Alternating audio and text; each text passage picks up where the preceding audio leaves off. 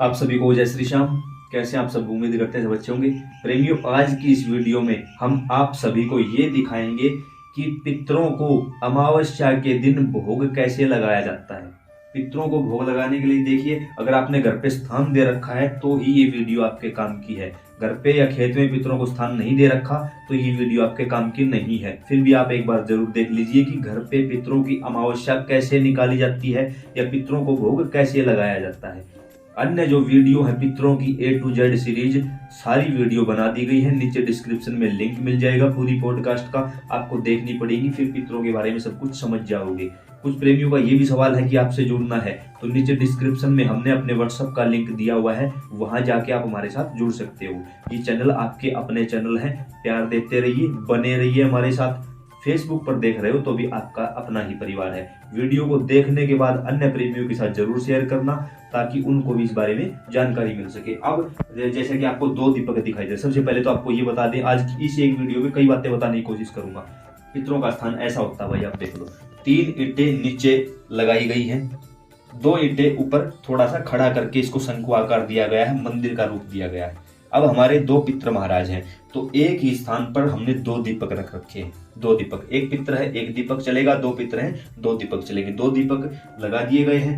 अब यहाँ एक ही अग्यारी पर, अग्यारी रखी हुई है, एक ही अग्यारी पर दोनों पितरों को भोग दिया जाएगा। भोग के साथ आप देख रहे हो, हमने आप सभी को दिखाने के लिए ये काम किया है, अन्यथा आज अमावस्या नहीं है। अब यहाँ आपको चावल का भोग लगा के दिखाएंगे।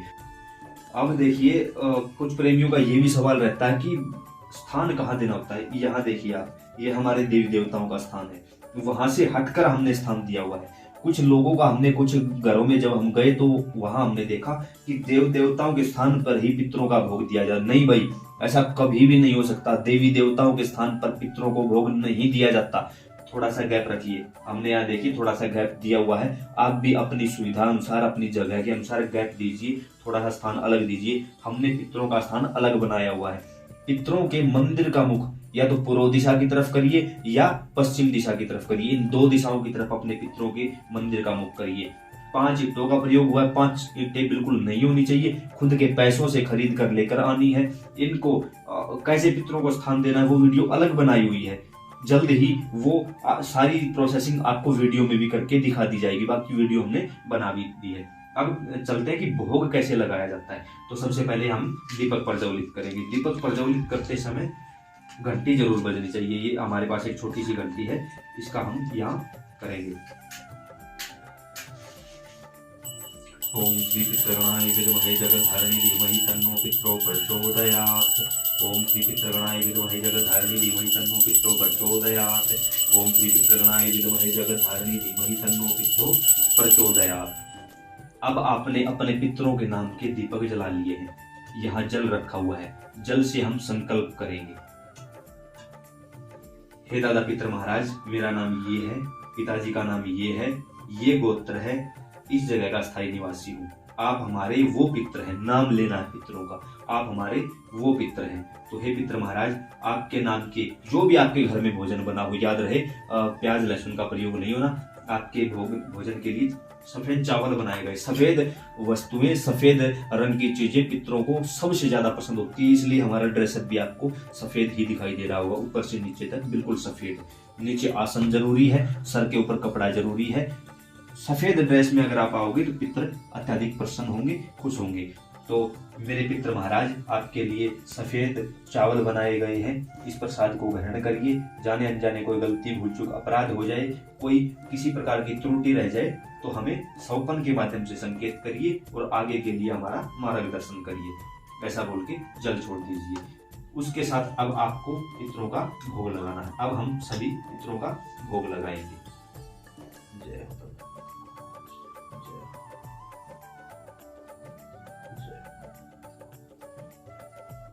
ओम श्री पितृगणाय विद्महे जगद्धारिणी धीमहि तन्नो पितरो प्रचोदयात्।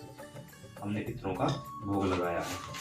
अब हमारे पास 5 रुपए के बतासे, सिर्फ 5 रुपए के बतासे लेकर आइए। बतासे पितरों को सबसे ज्यादा पसंद होते हैं। उसके बाद आप इस अग्यारी पर पितरों का आपने जो भोग दिया था वहां घी डाल दीजिए, ताकि घी के कारण यह अज्ञारी प्रज्वलित हो सके और उसके माध्यम से पितृ देवता भोजन ग्रहण कर सके, भोग लगा सके। ओम श्री पितृगणाय विद्महे जगद्धारिणी धीमहि तन्नो पितरो प्रचोदयात्। पितृगणाय विद्महे जगद्धारिणी धीमहि तन्नो पितरो प्रचोदयात्। ओम श्री पितृगणाय विद्महे जगद्धारिणी धीमहि तन्नो पितरो प्रचोदयात्। सभी प्रेमी इस समय देख रहे हैं कि पितरों ने भोग स्वीकार कर लिया है, अज्ञारी प्रज्वलित हो गई है। यहाँ पितृ देवता इस समय भोजन स्वीकार कर रहे हैं। कुछ प्रेमियों ने ये भी कहा कि उस समय भगवान को भोग लगाते नहीं देखना चाहिए, पितरों को भोग लगाते नहीं देख, तो हमें उठकर कहीं नहीं जाना है, इसी आसन पर मौजूद रहना है, वही विराजमान रहना है।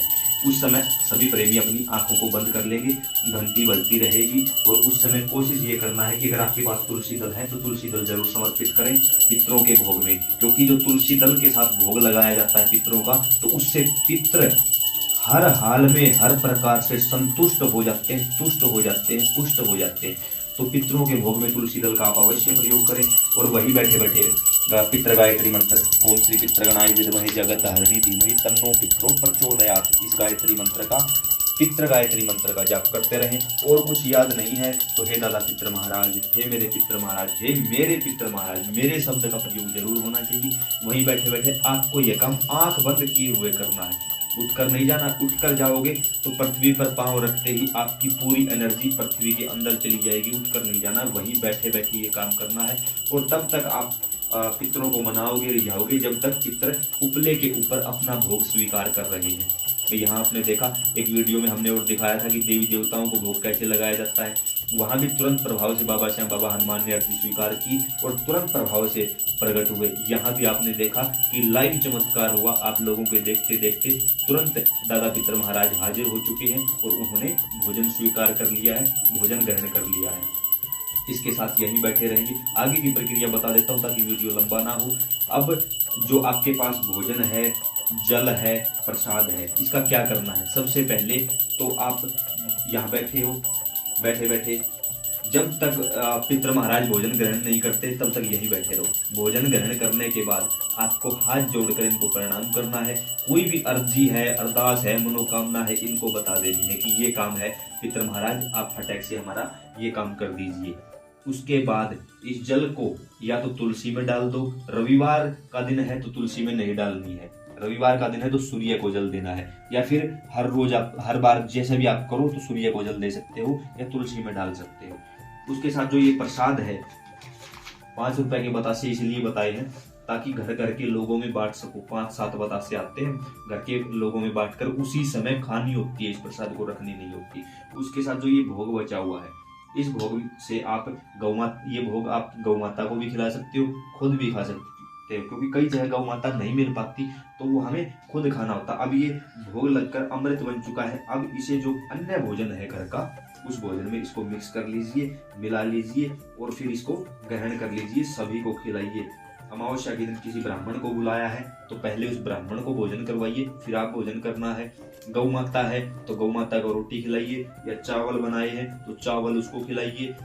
ज्यादा नहीं, 11 रुपए की दान दक्षिणा जरूर करिए पितरों के निमित्त। और ये जो जल है इसका आप अपने घर में छिड़काव भी कर सकते हैं, क्योंकि कुछ प्रेमी बोल देते हैं घर में नेगेटिविटी है तो घर में जल का छिड़काव करिए। बाकी नेगेटिविटी के ऊपर भी हमने अलग से वीडियो बनाई है कि घर की धूप द्वारा घर की नेगेटिविटी कैसे दूर की जा सकती है, इसी YouTube चैनल पर मिलेगी।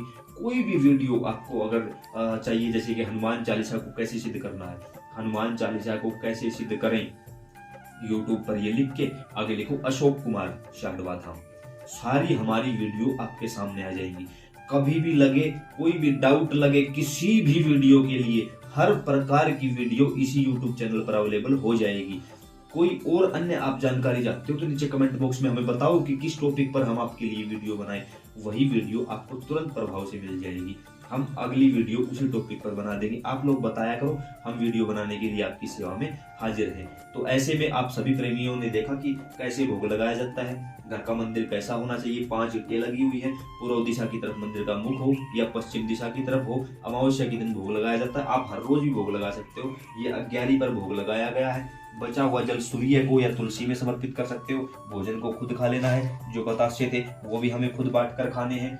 इसके अलावा अगर किसी प्रकार का कोई सवाल है, कोई कमेंट है, ये बोलोगे ना पितर कौन होते हैं, किसके होते हैं, हमारे लिए, ये भाई इन सब चीजों के लिए पूरी वीडियो, पूरी प्लेलिस्ट बना दी गई है, देखनी पड़ेगी, दूसरा कोई रास्ता नहीं है। तो उम्मीद करते हैं ये छोटी सी लेकिन बहुत कीमती वीडियो आपको समझ और पसंद आई होगी। अन्य प्रेमियों को बताओ, दिखाओ, ताकि उन्हें पता लगे कि पितरों का जहाँ स्थान बनाया हुआ है वहां पितरों की अमावस्या किस प्रकार निकालनी है, कैसे निकालनी है, ये जिम्मेवारी आप सभी की। मैं यहाँ से प्रार्थना करता हूँ कि हे श्री विष्णु भगवान, जो प्रेमी इस वीडियो को अन्य प्रेमियों तक शेयर करें, दिखाएं उन लोगों को, और ऐसे ही भोग लगाएं उनके पितरों को। आप हमेशा हमेशा के लिए अपने श्री धाम में जगह दे दीजिए, उनको मोक्ष करवाइए आप।